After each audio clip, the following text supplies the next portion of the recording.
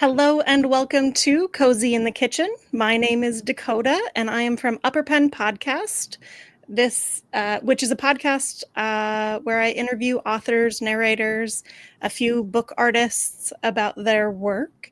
And today we all get to learn to make a wonderful pie from Selina J. Eckert. Hello. Tell us about the pie that you're going to make. So this is probably not a pie you would traditionally think is for the fall. It's a blueberry pie, but with a little bit of a twist. It's a pumpkin spice blueberry pie. I know it sounds weird. Bear with me. It actually tastes a lot like mulled wine. So I think it's just perfect for the season. But this is actually the pie from the prequel to my Pie-Jinks series, which is this book. It's the exact pie that she bakes in this book. So, is the recipe for the pie in the book? It is not. That was my mistake when I was publishing, but you can download the recipe card on my website if you go to the Pie-Jinks page and scroll to the bottom. Perfect. So then that leads into the Pie-Jinks books. And pretty much all of these have cooking in them too. And I'm in the process of making a recipe book. It's just not ready yet. Okay. So what are the books about other than pie? Great question. So it actually started out as a fairy tale retelling. That prequel is a retelling of Hansel and Gretel, but from the witch's perspective. So our main character is a pie witch. She has the ability to bake emotions into pies. So when she gives someone a pie, they can feel like happy or like the comfort of home or something like that. So she is a baker, and she starts out as a home baker and just sells her pies. There's a little bit of a different theme throughout each book. There is like a subplot of romance with the Autumn Prince. He's a Fey prince moving into town, and the town falls into a perpetual autumn because he's sitting there. They have this romance throughout all of the books. So it's not like an on again, off again kind of thing. It's a very stable romance, which is something I feel like you don't see as much in books. But there's a little bit of a mystery in each one, something that she's trying to figure out or something that doesn't seem quite right. But they all have the cozy fall vibes, every single one. You also have cozy veils too, right? Which is anthologies. Is that right? So that's part of a shared world project, Cozy Veils. They are... It's headed up by Scott Walker. He writes in Cozy Veils as L.A. Scott, but he's coordinated this whole world project for everybody. And each of the authors kind of gets their own little slice of Cozy Veils and makes their own veil. So I write in Honey Hive Veil, which is a very floral, bee-centric kind of honey, obviously, veil. So I've been in 3 of the anthologies so far, and once Pie-Jinks is complete, I'll be diving into writing a couple of novels in that world as well. Well, isn't that exciting? So how do we start this pie? What do we do? Okay, so first off, preheat your oven. We want to preheat to 375. I've already hit mine. And then we're just going to get our blueberries started. So we should have a pint of blueberries, and we're going to take a half cup of that and put it into our saucepan. You don't need a lot, like a large pan. You can just use the smaller size. So I've pre-measured a lot of my things. So I have a half cup of blueberries here. I'm just going to add that to the pan. And then I'm also going to add, 3/8 cups. Yep, 3/8 cups of sugar. And this is the recipe card that you can download from my website. So we're going to add that. And then we're going to go ahead and just cook that on low until it becomes a liquid. Usually it takes about 5 minutes. It might take a little bit longer depending how much heat you have or how hot your stove is. So you're just going to want to pay attention to it. Make sure you're stirring it relatively often so the sugar doesn't get stuck to the pan. But otherwise, we're really just going to wait that out. In the meantime, we can kind of start preparing some of our other things. So while we have the cooked blueberry portion, there's also an uncooked blueberry portion that we're going to add some of our other ingredients to. So we can go ahead and get the rest of our blueberries. It ends up being about 1.5 cups. And we're going to add, if you look at your recipe, some lemon zest, a teaspoon of pumpkin spice, and a tablespoon of butter. And if you do download this recipe card, there is a mistake. It says a teaspoon of butter. It is a tablespoon. Don't worry. I made this pie last night, and honestly, I put the correct amount of butter in, okay? That's good. I'm glad to hear it. Yeah, so it's just a slab of butter.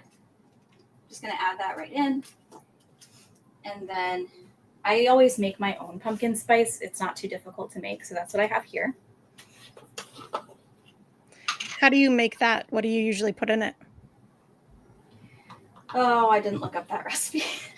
Oh, that's okay. I have it written down in like my personal recipe book. I keep like a little spiral bound journal in my kitchen, and I just add recipes as I find them. It's like our family book. But it's just a proportion of your typical fall spices: cinnamon, nutmeg, cloves, allspice.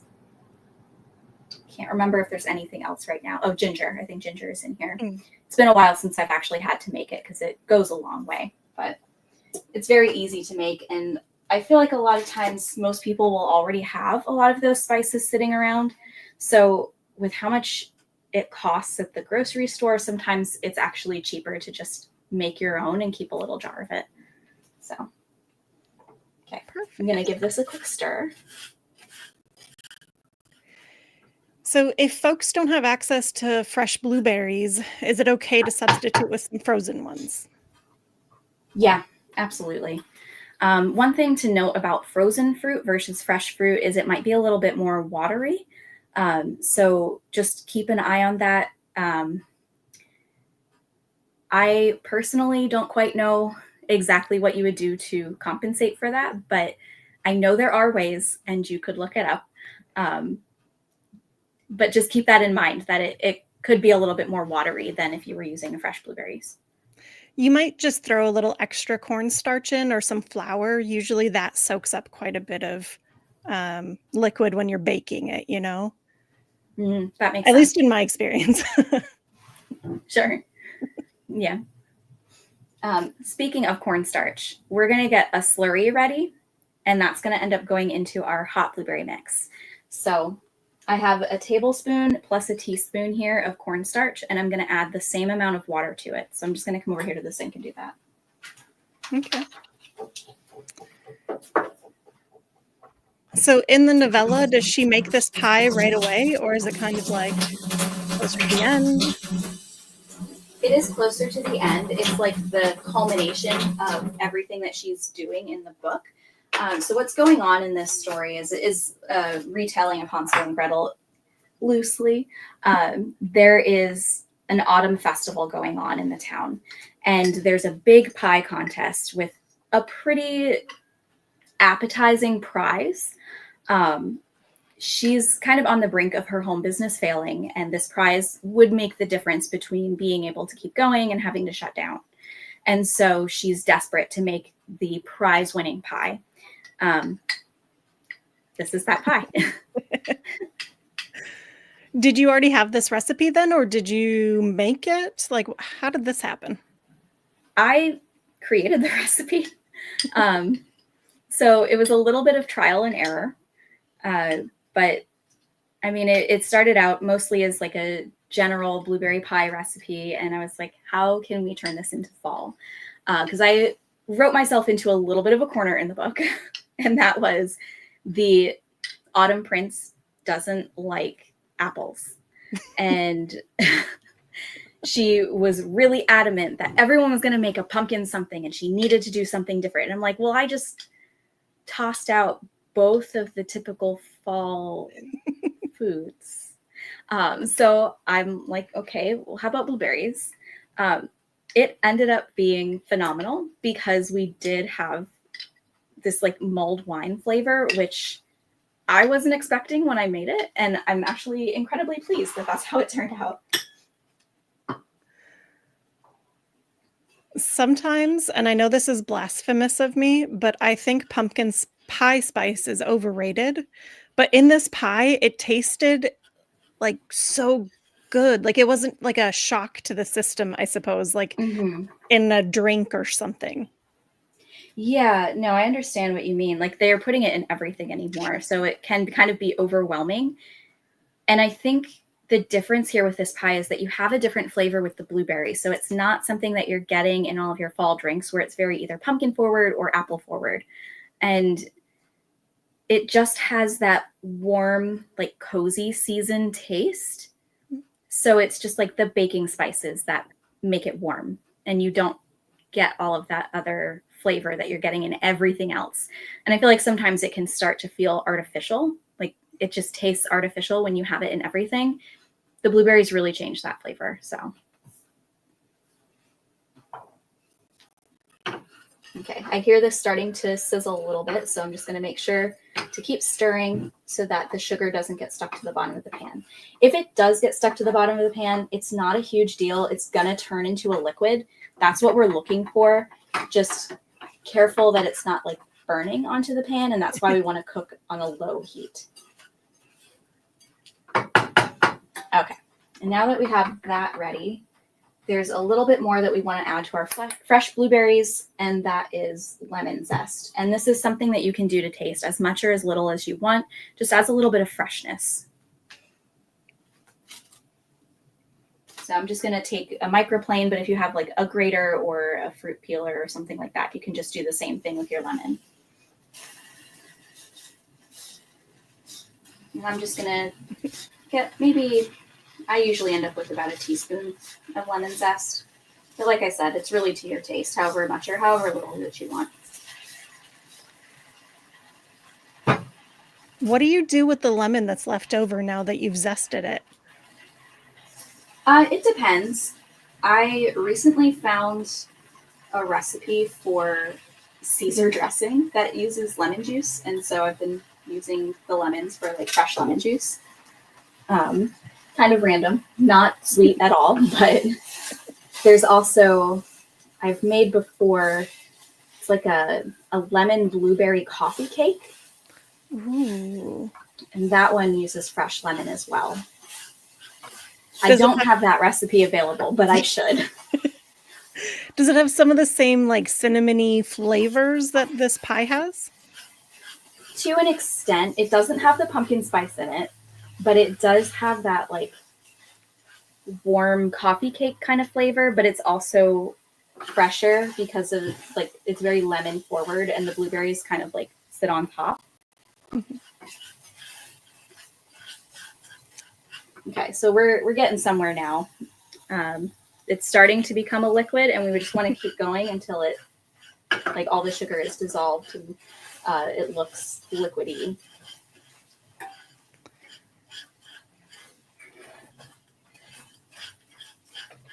Here's where you want to pay attention to it too, because you don't want it to like go too far and burn.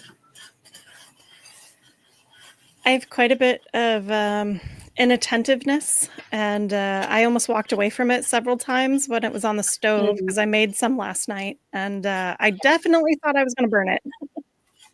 Yeah, sometimes I multitask a little bit too hard, and that's when I tend to forget about it. But yeah, the worst that happens is you're short on your blueberries because you have to redo this part. That said, you can use more than a pint of blueberries if you want like fuller pies. You just might want to increase the amount of sugar that you're putting into this hot mix a little bit. But I made like 7 or 8 pies at one time. That was a whole thing. It was for a contest at work. They did not make it to work because I fell down the stairs with the pies. And so that was the end of that. But you can like make the recipe much larger is the moral of that story. Oh, I would be so angry after that. Like I would lose my mind. Yeah, I definitely was more upset about not being able to take them to the contest than actually falling down the stairs. And I sprained my wrist pretty good too. And I was still more upset about losing the pies. Oh, goodness. And it takes so long to make like a batch, like big batches of them, because you have to, my oven only fits like 3, maybe 4 pie pans in it. So I couldn't imagine. Yeah, I had spent like an entire night doing it. Okay, so we have a liquid here. You can kind of see it's very goopy, very drippy. So at this point, we want to add our slurry. And when you add the cornstarch slurry, it's going to look kind of milky.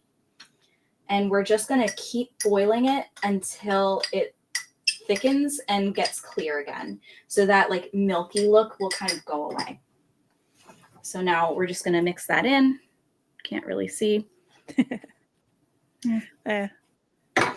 And we're going to just increase the heat a little bit to bring it to a boil. This is honestly the hardest part of the entire recipe. If you can do this part, you're golden. So there's no pie crust recipe on this recipe. Do you just use like store-bought? What do you do? It depends how adventurous I'm feeling. Pie crust is not something I am stellar at, but I feel like everybody kind of has their preferred pie crusts anyway. If I do not have the energy in me to actually like make a pie crust, store-bought is fine. It's absolutely fine.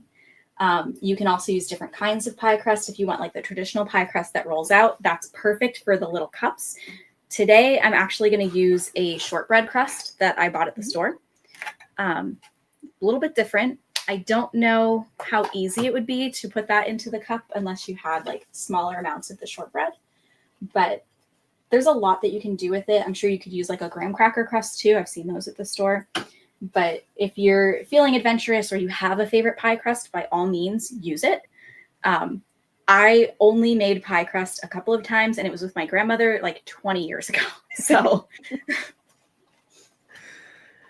usually I think I'm going to make a pie the night I'm going to make it, and I do not want to spend the time making the crust. Fair. Absolutely fair. Let's see, I got a little, whoops, losing my earbud. Ooh. I got a little bit of sugar stuck to my pan here too. So it happens. We just don't want to burn it.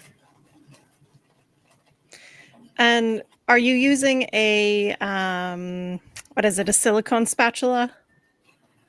I do, yes, just because I like them a little bit better for like getting all of the excess off of the sides. It pulls it off really well, especially because this is sticky.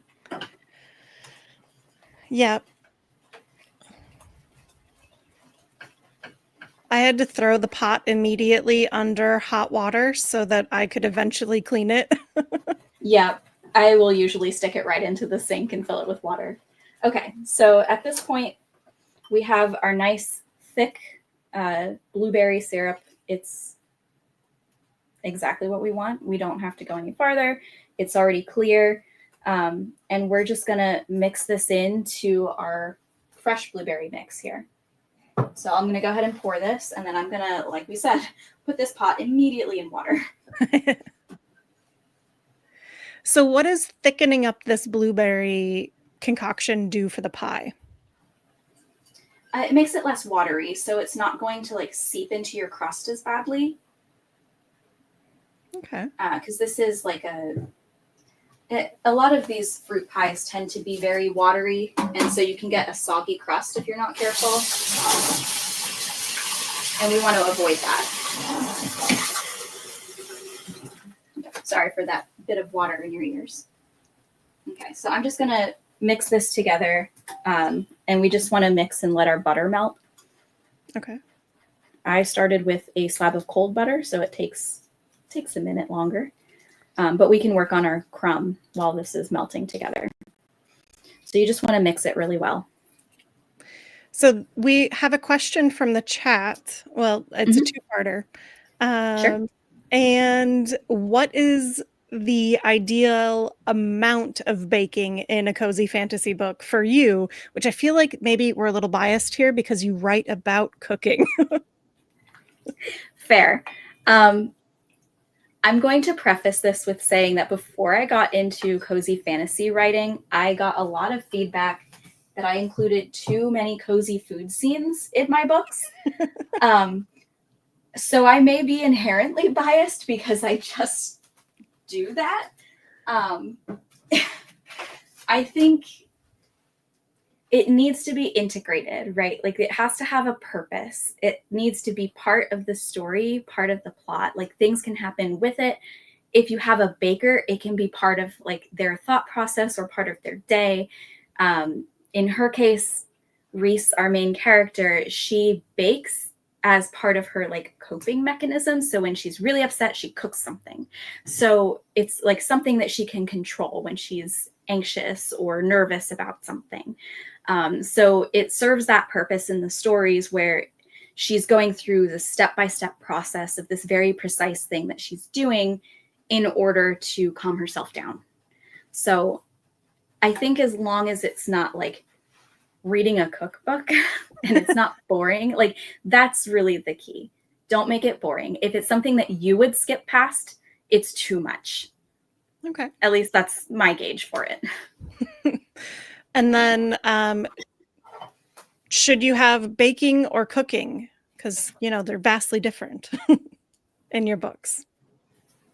They are vastly different. And should is kind of a tricky question. I think it really depends on what you want.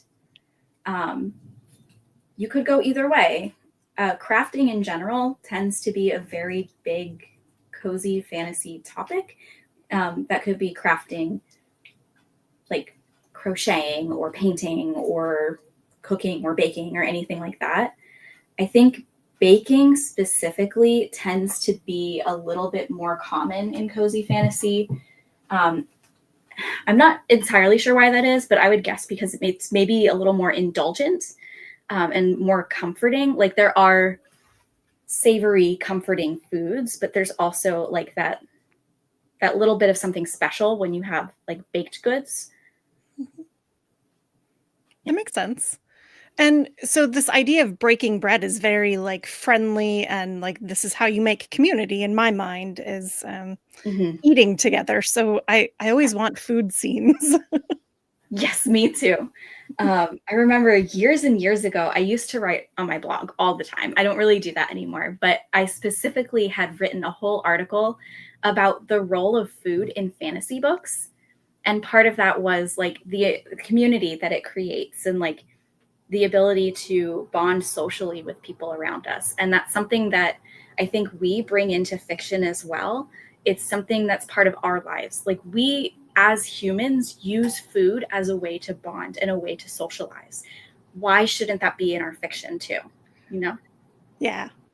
I'm very much about the social construct behind these stories, and part of that is defining how we eat together, how we come together. So I love this idea. Yeah. I think that's part of where this kind of was born from, these books specifically for me, was that when I kept getting that feedback that I had too many like comforting food scenes. It's like, but what's wrong with that? And so I just leaned into it and just wrote a whole series around it. Anytime somebody says there's too much of something, that to me just means you need to make a whole book of it. Yeah. In my case, it's up to 5. There's one more novel coming. There's another novella that's like kind of off to the side with a different character that's like a secondary character. And I'm also writing like a short story that's going to go at the end of the last novel. So like it's it's really blown up from there, I guess. That makes sense. Do you have any vegan or vegetarian options in your books, or is that something that you don't really tackle?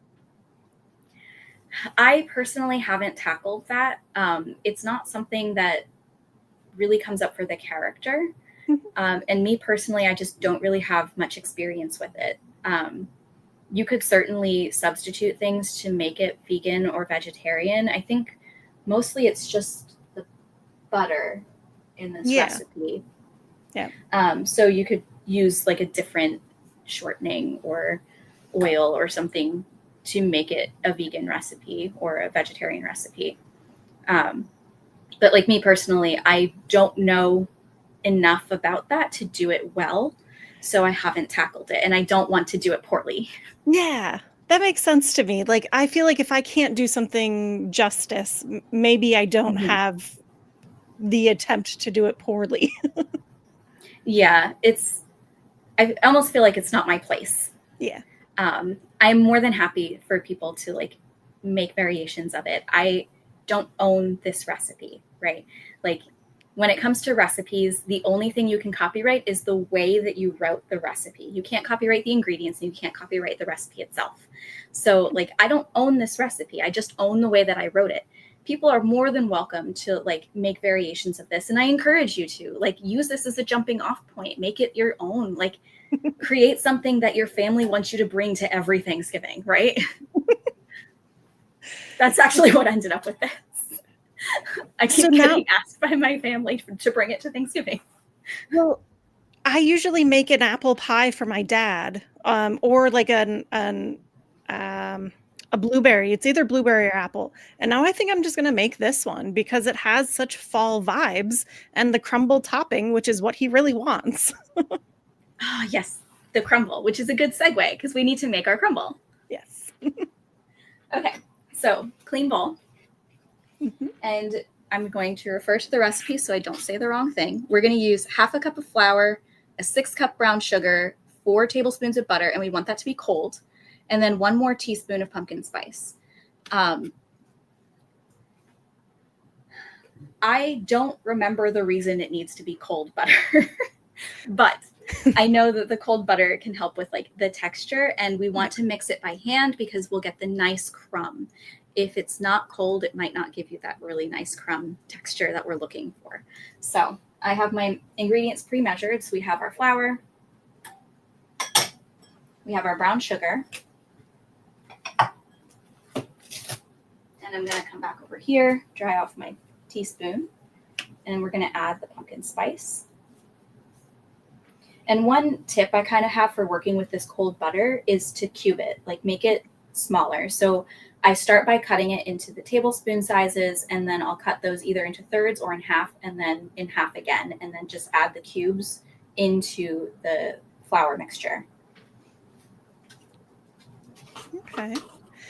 I definitely did not mix it by hand. And then I incorporated the butter too much and it just became like a powder instead of the clumping that you really want. So don't do my mistakes. It's not a huge deal if you don't do it by hand, but the heat from your hand helps to incorporate it a little better, I've found. You might see this in some other recipes too. I know years and years and years ago, we made a German vanilla cookie, and I'm not going to say it because even though I come from German heritage, I never learned how to speak German. But it requires you to like mix it in by hand, and it was specifically cold butter. So I kind of learned from that experience that it really does help to do it by hand. So I have each of my cubes. They end up being not too big. They're stuck together, of course, but they're just like this. Okay. And I'm just going to add all of those into the flour mixture, and then we're just going to crumple it up.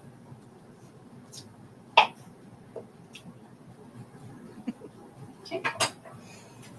My recommendation is to use one hand so that you can still open up your faucet and clean off all of the butter. And my other recommendation is remove your rings. Good point. All right, so we're just going to mix it all together and then just kind of start squishing the butter into the flour mixture. And it's going to take a little bit of time to really get all of that incorporated. So we're just going to spend a little time doing that. It's going to be, isn't it? There's a funny in the chat. Is it a recipe if you never follow it like exactly? Is it still the recipe, or have you made something new? Good question. I definitely don't follow many recipes very closely because I'm usually substituting whatever I end up having in the house because I do it all very last minute and I don't plan ahead. My husband always gets a little snipey because I will look at a recipe and then put it down and just do whatever based off of the memory of the recipe. So everything valid. Different.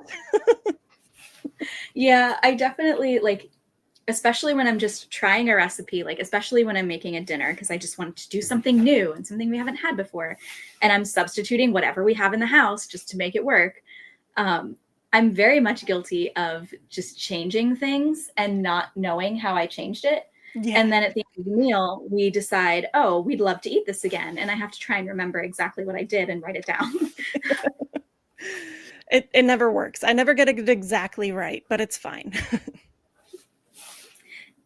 It always works out somehow. Like you either make it again and it's the same, or you make it again and it's slightly different, but probably not that different. So when you were writing these books, they each have different recipes in them, correct? Yeah, there's a different, not really focus, but there are different recipes that she makes in each of the books. So, for example, in Vanilla Bean Vampire, she works with a dryad that moved into the area, and he has this magical honey. So he really wants her to like make a pie to showcase this honey that he wants to sell in town. And so she has to come up with some kind of pie to showcase the honey. And so, spoilers, close your ears if you don't want to know what it is. She ends up making this like honey lavender custard pie. I actually did make that recipe as well.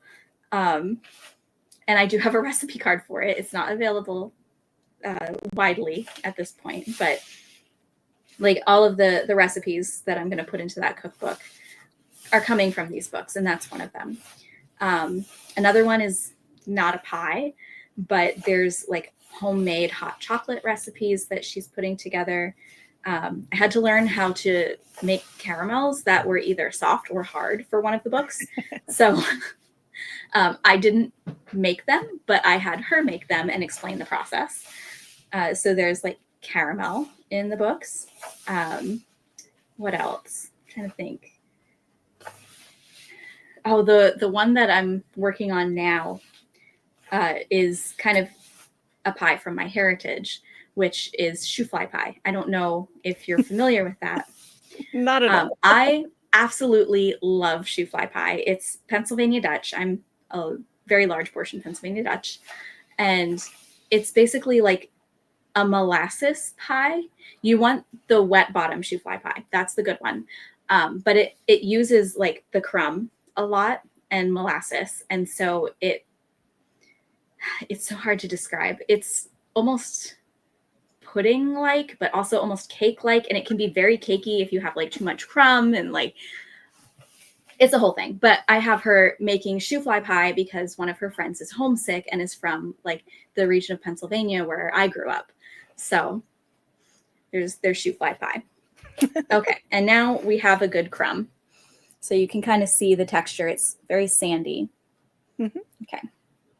So I'm going to quick wash the butter off of my hand. Okay. Excuse the water sound again. Yes.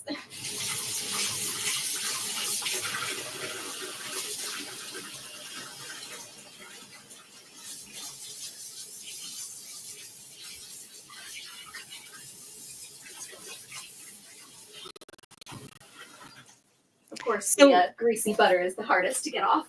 Well, yeah. Are you writing the cookbook right now? Like, are you gathering all of the recipes? I am. So I have a stack of recipes, and I have a few of them that I've tested because I want to make sure that I test all of the recipes before they end up in this book. My grandmother got really into it and sent me a whole stack of recipes, including some that were from like her relatives that were pies that they really liked. So I'm excited to try those because, again, like family heritage, which is really cool. But yeah, I have a notebook with some that I've tried, and I have that stack of recipes that are still waiting to be tried. But yeah, so in progress. We have a I'm just adding this to the crust, the blueberry mixture. There's a question from the chat asking, how does writing cookbooks, in this case, your fantasy cookbook, differ from writing fiction? You know, it depends. I've never written a cookbook before. But what I'm kind of referencing as the idea behind mine, there's a cookbook that my sister bought me many, many years ago. Side note, fun fact, I love Star Trek, specifically Star Trek Voyager. My sister somehow found a cookbook that is Star Trek, but written as if it was Neelix making the cookbook of all of the characters' like favorite dishes that he's ever made for them. So that's kind of the idea that I'm thinking, is having like Reese narrate this cookbook and then go into each of the recipes. I don't think you understand how excited I am now. I just need to test the recipes. That's really like the holdup here. You can only eat so many pies at once. Yeah, I mean, and you have a new addition to your family, so I'm sure it's going to be a little while longer. So everything's going to be on hold. I mean, when we get some nice stretches of sleep, that works. But she is 5 weeks now, and her wake windows are slowly getting larger. So we'll see. We'll see. I'm excited though. I think it's gonna be fun. And then here I'm just adding all of the crumb onto the top, sprinkling it so that it covers as much as I want it to. Kind of evenly spread it. It's gonna kind of bake down into the blueberry, so you don't want like huge piles of it. You want it even all around. I don't know if I just used a really wide pie pan, but mine, you could see blueberries sticking out, and I was like, oh, that's fine, whatever. Yeah, you might still see some blueberries. It's not a big deal if you do. The idea though is just to make sure that like all of your slices would get crumb. Perfect. So now that you've assembled it, there's really not that much left, right? No, now it's just baking. For my oven, 40 minutes is perfect. For your oven, it might take a little bit longer. I'll show you in a minute what it kind of looks like when it's done. I'm just going to stick this in.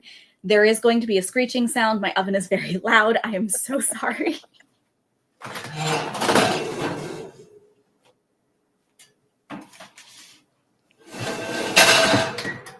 Yeah. Okay. So now I'm just going to set a timer for 40 minutes. So I have my little kitty timer here. Okay. All right. And then when it's done, it should look something like this. Oh, cooking show. So my shortbread crust has gotten a nice golden brown color, and so has all of our crumb. And you can see it kind of bakes down into the blueberry. The blueberry all kind of bubbled up into this nice rich sauce. So really what you're looking for is that nice golden brown color, and your blueberry should be bubbling. If there's not, if the crumble isn't turning lightish brown, what should they do then? Do you just kind of go with it? Leave it in a little bit longer. It should just be darker than when you started. Okay. You really want to make sure that you don't have any raw flour is really the idea behind it. Like, you don't want raw dough if you're making your own pie crust. You don't want raw flour, because believe it or not, the reason you're not supposed to eat raw cookie dough is not the eggs, it's the flour. I didn't know that. Mm-hmm. Yeah, the uncooked flour isn't necessarily the healthiest. There can be different contaminations in it that can affect like your health. So you don't want to eat raw flour, and that is the reason. So we just want to make sure that it's getting darker and has had time to like cook into that pie. So if it's not getting darker, you can try turning the temperature up a little bit, or you can leave it in longer, but I would make sure that it gets that like golden brown color. My first instinct would be to pop it in the broiler, but would that burn it? Maybe. You could potentially try that, but you would need to keep a really close eye on it, and you might not keep it in there very long. The thing with a broiler is that it'll give like a nice sear on the top, but it's not really meant to like cook all the way through, right? I'm a very impatient baker. I'm not very good at following directions, clearly. Mhm.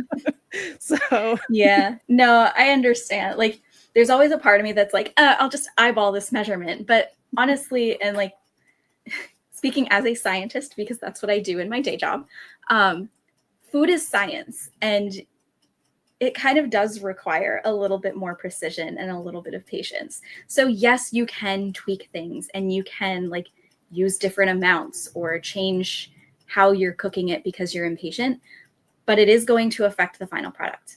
And as long as you keep that in mind, and it might not turn out perfectly, do what you will. someone in the chat a few minutes ago, or quite a while ago, I can't remember, mentioned the baking is science and cooking is art. And I think that kind of pretty much holds up, right? I could see that. Yeah, for sure. Yeah. It feels like you can be much more loosey-goosey with how ingredients come together in cooking, but then with baking, because there is chemical reactions and there's things that you Mhm. want to be happening within specific time frames, it's really tighter. Yes, for sure. Especially with like certain ingredients, depending what's in your cake or your pie or your cookies or whatever. Like, you can even just look up, there are graphics all over about the differences in a chocolate chip cookie based on small things that you might do, like melting the butter versus not melting the butter, letting it go into the refrigerator for 10 minutes or putting it directly into the oven. Like, it really does change the final product. And that has to do with how the ingredients interact with each other and like interact with like the environment. Do your books ever go this deep into the science of cooking, or is it more emotional or like cozy? I would say they're probably a little bit more on the emotional, cozy side. I started writing them. Well, the first one, Pumpkin Spice Pie-Jinks, was the second thing I ever published. So I wrote it very early. But like after that, I came back to them, one, because people seemed to really resonate with the story, and two, because the pandemic started and I was looking for something warmer and more comforting. And so I really leaned into the emotional side of cooking. Okay. Do you want to show them what a slice of that pie looks like, maybe? Sure, we can do that. The first slice is always the worst, so keep that in mind. Just going to make a little bit of room on my counter. I do not have a large kitchen, so there's not a ton of counter space. I always think of the first slice of pie like the first pancake. It's a throwaway. Yeah, it's ugly, you know? Yep, I'm just going to slice it up. The shortbread got a really nice crunch. I'll have to let you know if it's any good. Like I said, you can really use whatever crust you feel like using. Yeah. How do you pull the pie out? Because I see you're using a butter knife to cut it, but that's not gonna support the bottom. Well, with the shortbread crust, it's very stiff. Ooh, okay. So I could use this knife. Otherwise, I used to have a pie server somewhere. Or there's a spatula. Or if I don't have any of those options, good old fork. Just use a fork to support the bottom and the knife to kind of help guide. Perfect. So I'm just going to grab a plate. We'll go with a nice fall owl. Get a little more room again.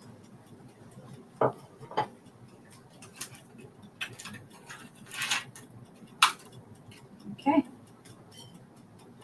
So we've got our nice slice here. You can see it holds up pretty well with the crumb. That gives it a little bit of structure. Mm-hmm. And then, yeah. This was a hotly debated topic earlier when I was trying it. Do you heat it up or do you serve it cold? Either way is good. I do have to say warm is kind of the best. It just, like I said, it's very reminiscent of mulled wine. And warming it up really gives you that like mulled wine experience where you're sitting by the campfire outside with your friends and the stars are out and the crickets are chirping. And you just have like a big pot of mulled wine. It's not the same when it's cold, right? Yeah. My husband was like, I always eat pie cold. What are you talking about? And I was like, no, this one's a warm pie. Fresh out of the oven is definitely the best, but warming it up, perfectly fine.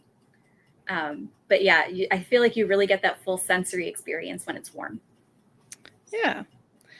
Well, thank you so much for teaching us how to make pumpkin pie spiced blueberry lemon pie. Pumpkin spice blueberry pie. There we go. I know, it's kind of complicated. I'm going to say too many words. Not a problem. And give us a rundown of the books that you have out real quick, the series, I guess. Sure. So I have obviously the Pie-Jinks series, which we've talked about pretty extensively here. That is my major cozy series. So if you're looking for cozy, that's the one that you want. I also have Seasons of Magic, and that one can be a little confusing. There's 3 books for each season. So this one, Seasons of Magic, Pumpkins and Shades, that's all fall. So there's 3 of those, and then there's 3 for all of the other seasons. All of those are standalone novellas. So if you just want like a quick read and you want something seasonal, grab one of those. However, they are not all cozy. Some of them are cozy, some of them are not. The second book in this, Pumpkins and Shades, it's more of a ghost story, so it's not super cozy, but then the third book comes back to the cozy. And then there's some like summary ones that are a little cozy. But they definitely have a lot more variety in what's present in the stories. And then my last series is my debut series, which is not cozy at all. It's called This Curse. It's based on kind of like Jinn mythology, and it's more of like a YA portal fantasy. So that's kind of where I got into writing. It was the beginning of my story before I really got into, cozy fantasy, knowing the kind of writing that I really settled into. But it is my debut series, and it has a very special place in my heart. I just finished the last book in that series. Was it late last year, maybe? But I love that one because it's got a lot in it. There's magical archaeology, if you like magic archaeology, and genies. So that's the whole thing. Well, perfect. Thank you again so much for teaching us how to make this wonderful pie. I highly suggest it for, fall times. It's so yummy.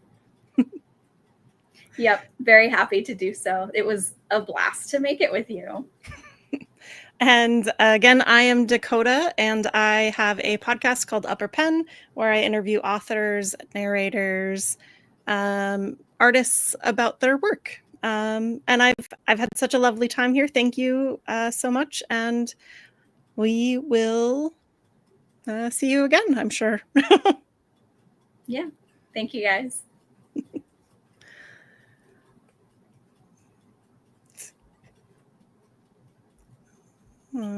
Maybe. Or we'll stay live. It might end at 50 minutes. That's possible. That would make more sense. Well, quick, what is your favorite pie? Pumpkin. Why pumpkin? I love the soft, like custardy texture. Ooh. And it's a little nostalgic. My mom and my grandmother make 2 different pumpkin pies, and I love them both. My mom's is like your traditional, like, the Libby canned pumpkin. She uses that, and like it's that classic traditional recipe.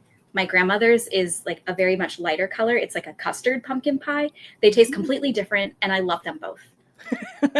I'm sure they don't fight over who gets to make pie. Oh no, they both make pie. It's wonderful. I have so much pumpkin pie at Thanksgiving. It's a wonder you haven't been sick of it yet. I mean, that's how they get you with the seasonal things, because it really just comes around once a season. And so by the time you're sick of it, the end of the season happens and you have to wait till next year and then you want it again. So. Oh, goodness. Oh, so just another minute or so, they said. Yeah, I don't think that anything is seasonal anymore, though. I feel like every year, things stay out longer and longer and longer. And I miss that seasonalness of it, you know? Yeah, I know what you mean. And I think in those cases, that's where you really have to be intentional and create the seasons yourself. Oh, that's smart. Yeah. I mean, I guess if I were a, adult, I would have figured that out. I mean, it's not something you might think of. Like, I think about it because I have to be intentional with my writing, but yeah. Okay. And then do you, you have so many fall style books, you do end up writing about other seasons, right? Yes. So when I get into the Cozy Vale stories, those are going to be more springy. And then the anthologies, I have 2 winter stories out. I'm also in like a cozy mystery anthology that's very wintry. It's Christmas. That one is about like a dryad that goes home to the Christmas tree farm over Thanksgiving break. So there are other things. It's not all fall. I feel like that could be a horror story. The dryad going home to the Christmas farm. Could be, but there's enough magic in it to make it not horrifying. Good. All right. And we are just about done here. Thank you again, everybody, for tuning in and hanging out with us tonight. Yeah, thank you. It was great being here.